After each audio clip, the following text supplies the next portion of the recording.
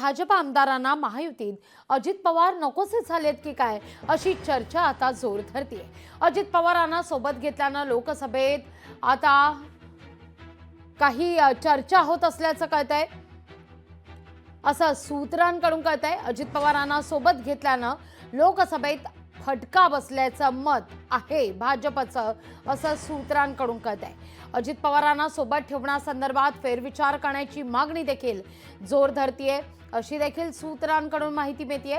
म्हाडा, सोलापूर, दिंडोरी, मावळ, शिरूर या मतदारसंघांमध्ये राष्ट्रवादीच्या आमदारांच्या मतदारसंघांमध्ये देखील बहुतेक ठिकाणी भाजप आणि शिवसेनेच्या उमेदवारांना फटका बसल्याचं चित्र आहे।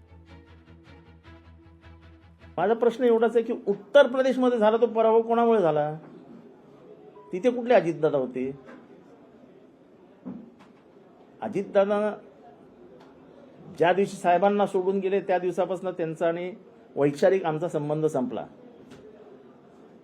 पण एखाद्या नेत्याला घेरून टाकायचा आणि मग त्याला हे करायचा, त्रास द्यायचा, काय योग्य नाही। जेव्हा इथनं तिथनं इथे, इथनं तिथे उड्या मारत असतात ना, त्यांना बोलताच येत नाही, कारण की कधी ते तिथे असतात तर कधी इथे असतात। कधी सकाळी ह्याला ते काय ते बुके असतो तो द्यायला जातात, संध्याकाळी दुसऱ्याला बुके द्यायला जातात, ते काय बोलणार आहेत? अरे पण ज्यांना अजितदादांनी मोठं केलं अशा माणसांनी तरी बोलायला हवं। त्या विषयावर आम्ही काही बोलणं इतपत आम्ही मोठे नाही, ते वरिष्ठ पातळीवर जो निर्णय आहे तो निर्णय या संदर्भातील घेतील। प्रत्येकाला, प्रत्येक पक्षाच्या प्रमुखाला आणि प्रत्येक पक्षाच्या आमदारांना, खासदारांना स्वतःची मतं मांडायची असतात, परंतु ती मतं ही वैयक्तिक असतात, देश पातळीवर आणि राज्य पातळीवर काम करण्याची नेत्यांची नसतात। असं आमच्याकडे म्हण आहे की वाऱ्याने उडणारं धोतर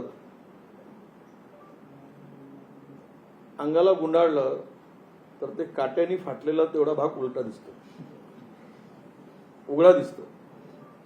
आता अशी अवस्था भारतीय जनता पक्षाची झाली आहे।